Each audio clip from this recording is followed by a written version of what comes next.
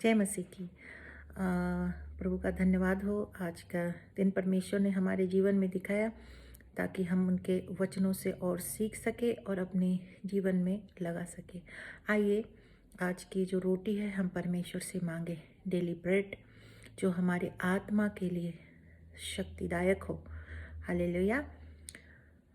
आइए अपने अपने सरों को झुकाकर सर्वशक्तिमान परमेश्वर के पास चले। उनके सिंहासन के सामने बड़े ही हिम्मत से यीशु मसीह के नाम से हम जा सकते हैं, क्योंकि यीशु मसीह के कारण हम धर्मी ठहरे हैं और हम जो है इस वचन के पढ़े सुने जाने पे परमेश्वर बहुतायत से आशीष दे। यीशु मसीह के नाम से आमीन। तो जैसा कल हमने पढ़ा उत्पत्ति की किताब 6 के अध्याय 6 से हमने पढ़ा था कि किस तरह से जो जितना पृथ्वी पर सब प्राणियों का चाल चलन बिगड़ गया था तो परमेश्वर ने क्या निर्णय लिया। अब हम जो है 14 से भी हमने पढ़ रखा है। उसके बाद हम पढ़ते हैं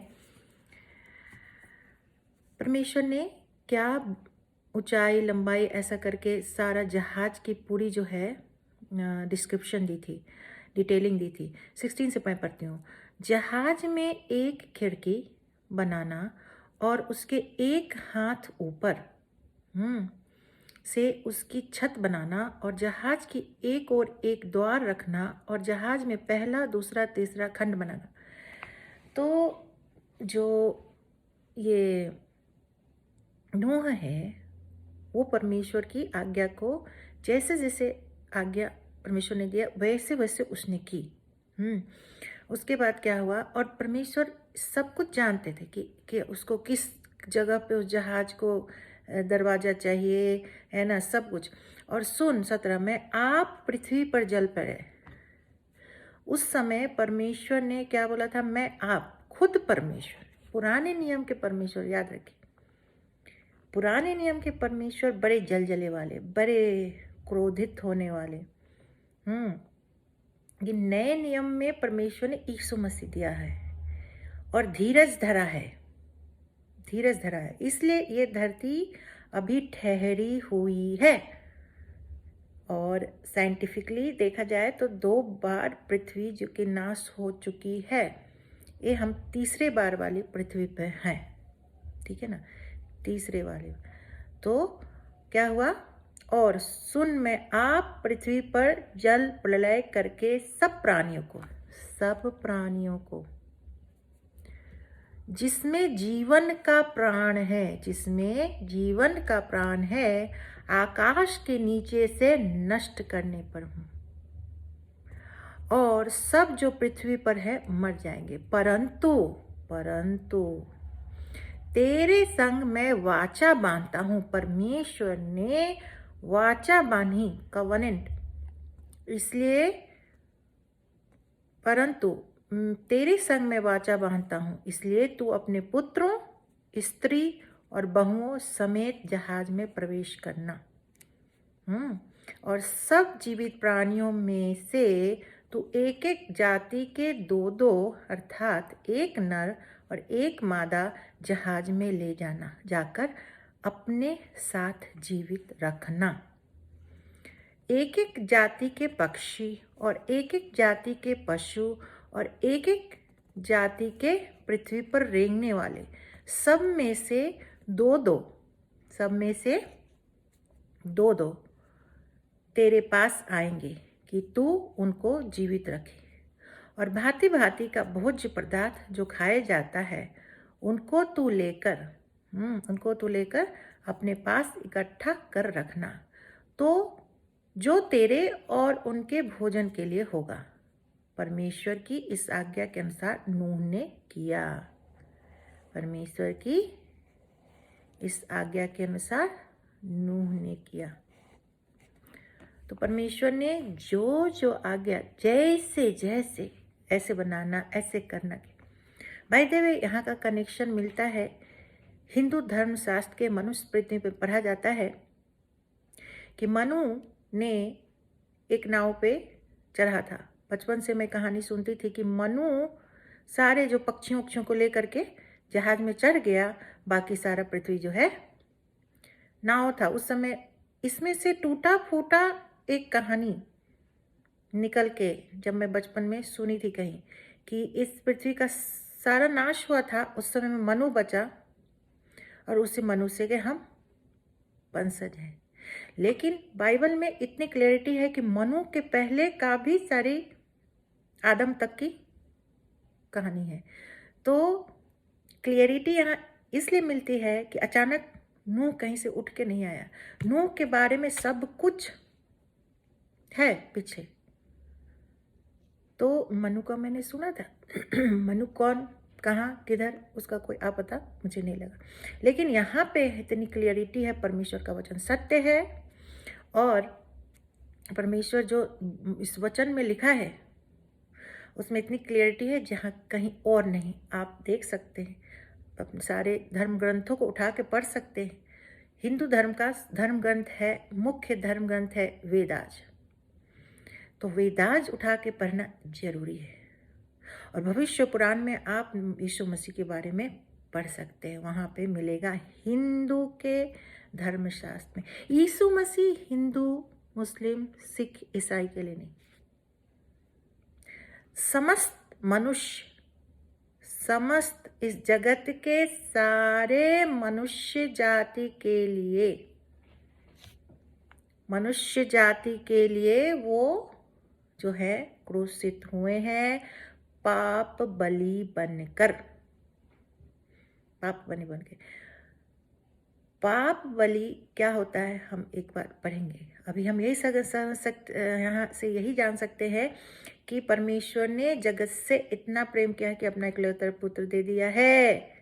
हिंदू के लिए नहीं, मुस्लिम के लिए नहीं, सिख के लिए नहीं, ईसाइयों के लिए नहीं, सारे मनुष्य जाति के लिए, चाहे वो इंडिया का हो, चाहे पाकिस्तान का हो, चाहे अमेरिका का हो, कोई कलर, रंग, भेद, जाति, नीति ऐसा कुछ भी नहीं, सबके लिए। जो कोई भी विश्वास करेगा वो अनंत जीवन पाएगा, उसका नाश नहीं होगा। हाँ, अनंत जीवन पाएगा। यीशु मसीह के पास आए, परमेश्वर की आज्ञा के अनुसार नूह ने किया, वो बचा लिया गया।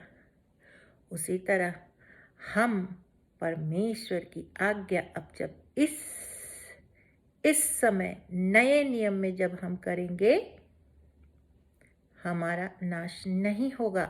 अब बोले तो नाश नहीं होगा, क्या हम हमेशा के लिए रहेंगे इस धरती पे? शरीर का नाश होना ही होना है, जैसा कृष्णा जी ने भी बोला कि शरीर नाशवान है, आत्मा अमर है। तो आत्मा अमर है तो उसके बाद क्या, कहाँ, क्या, कैसा कैसा, और बहुत कन्फ्यूजन है।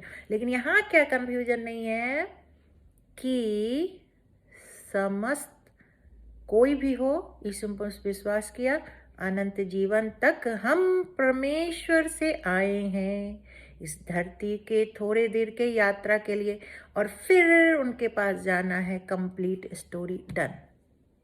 हम सीखेंगे, हम जानेंगे क्या है। जो वचन कहता है कि जो राजा जो है ना, वो गुप्त बातों को खोजने में लगे रहते हैं। तो हम जो है गुप्त बातों को जितना खोजेंगे उतना ही हमें वो खजाना मिलेगा जो हमें अनंत जीवन देता है। क्या मसीह की। तो नूहा से हम क्या सीखते हैं आज? आपने क्या सीखा? मैंने तो ये सीखा कि परमेश्वर की आज्ञा को मानना। उस समय परमेश्वर ने जहाज बनाने को बोला था। आज हमारा जहाज क्या है? आज हमारा जहाज है प्रार्थना। प्रार्थना, स्तुति, धन्यवादी। पहले सारा कुछ विजुअल होता था, मतलब विजुअल इन द सेंस कि हमको कुछ बनाना है ना, कुछ करना है, लकड़ी का जहाज बनाना है। परमेश्वर ने एक कहा है तो ऐसा करना है, बलि चढ़ाना है। अभी वैसा नहीं है। अभी यीशु मसीह ने खुद ही बलि चढ़ गए, है ना, खुद ही बलि चढ़ गए। तो अब क्या करना है? हमें सिर्फ और सिर्फ क्या करना है?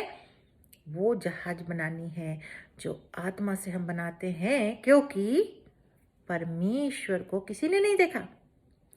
तो फिर सिर्फ पुत्र ने देखा तो परमेश्वर क्या है? क्या उनका आंख है, क्या नाक है, कान है? नहीं नहीं, उनका कोई निरंकारी परमेश्वर है। जैसा हिंदू के धर्मशास्त्र में लिखा है कि परमेश्वर जो है निरंकारी, उनका कोई आकार नहीं है। आकार हमने दिया है, आकार मनुष्यों ने दिया है। अपनी जिसकी रही भावना जैसी उसने देखी मूरत वैसी। तो जिसकी जिसकी भावना जैसे जैसे रही वैसे वैसे बना लिया। जिसकी किसी को ऐसा बना दिया, किसी को सुंदर आंखें बड़े बड़े 10 हाथ लगा दिए।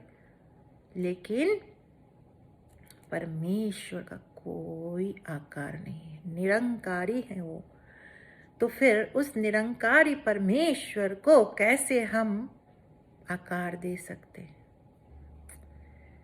तो उस निरंकारी परमेश्वर को हम सिर्फ आत्मा और सच्चाई से, इसको आप नोट कर ले, आत्मा और सच्चाई से इस परमेश्वर की हम आराधना करते हैं। और इनको कुछ चाहिए नहीं। चाहिए क्या? बस धन्यवाद ही चढ़ाना है, स्तुति करना है। न लड्डू चाहिए, न मिठाई चाहिए, न पेड़ा चाहिए, न फूल चाहिए, न बेलपत्र चाहिए, न अगरबत्ती चाहिए, कुछ भी नहीं चाहिए। क्योंकि ये हम इस परमेश्वर को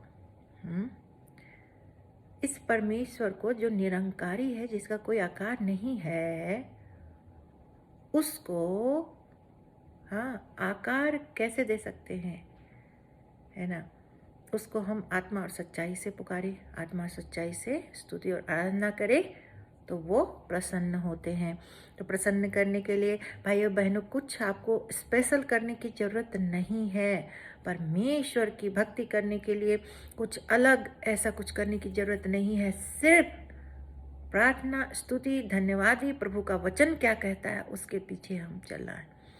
और प्रभु उसके लिए अनुग्रह दे आप सबको। आइए हम जो प्रार्थना करते हैं, इस छोटे से प्रकाशन के लिए आप तक जो है ये वचन पहुंचा है। ये परमेश्वर की योजना है, ये किसी मनुष्य और मेरी योजना नहीं है। प्रभु धन्यवाद करते इन वचनों के लिए। जैसा नूह धर्मी ठहरा प्रभु जी, अनुग्रह पाया, उसी तरह हम भी धर्मी ठहरे। और प्रभु जी हम भी जो है बचाए जाएं। जैसा नूह जो है आज्ञा मानने से बचाया गया, उसका पूरा घराना बचाया गया। और नया नियम में कहता है कि जो कोई यीशु मसीह पर विश्वास करता है उसका पूरा घराना उद्धार पाता है, उसका पूरा घराना पर परमेश्वर की आशीष पहुंचती है। तो प्रभु प्रार्थना करते कि जहाँ कहीं जो भी भाई बहन है सब पर आपकी आशीष पहुँचे, आपका उद्धार पहुँचे, और वो निरंकारी परमेश्वर को आत्मा और सच्चाई से पुकारने वाले और प्रार्थना करने वाले बने। हम सभी के लिए इस प्रार्थना को मांग लेते हैं। जहाँ कहीं जो भी भाई बहन है वहाँ जो कोई भी इस वचन को सुन रहा है प्रभु जी उनकी रक्षा। ये पृथ्वी अब नष्ट होने वाली है, इसमें कोई संदेह नहीं है। आज नहीं तो कल होने वाली है। सृष्टि भी कराह रही है अपने छुटकारा के लिए। तो प्रार्थना करते हैं प्रभु कि हर एक जो भी इस कान को, जो भी इस वचन, जो कान इन वचनों को सुन रहे हैं, उन सब को प्रभु जी आशीषित करें और उन सब को प्रभु जी बचाएं। उनका आत्मा प्राण शरीर प्रभु जी आप रक्षा करें, अपना स्वर्गदूत तैनात करें परमेश्वर। हालेलुया। धन्यवाद करते हैं इन मुश्किलों के समय में प्रभु जी, जब कोरोना एक रूप बदल के दूसरा रूप बदल रहा है, अब तीसरा रूप बदल रहा है प्रभु जी, ये अब ट्रांसफॉर्म होते जा रहा है। इस समय में हम किसको पुकारेंगे प्रभु? आपके पंखों के तले में ही आपकी सुरक्षा को पुकारते हैं। और सारे भाई बहनों जो ये सुन रहे हैं उन सबको आशीषित करें और उन सब की रक्षा करें, यही मांग लेते हैं। और उनके सारे परिवार वालों की रक्षा करें, यही मांग लेते हैं प्रभु यीशु मसीह के मधुर नाम से, आमीन। हालेलुया। जय मसीह की। प्रभु आप सबको बहुत ऐसे आशीषित करें। फिर से डेली ब्रेड में, आत्मा की रोटी में हम फिर से जो है प्रभु के वचन को देखेंगे कल। जय मसीह की। God bless you all.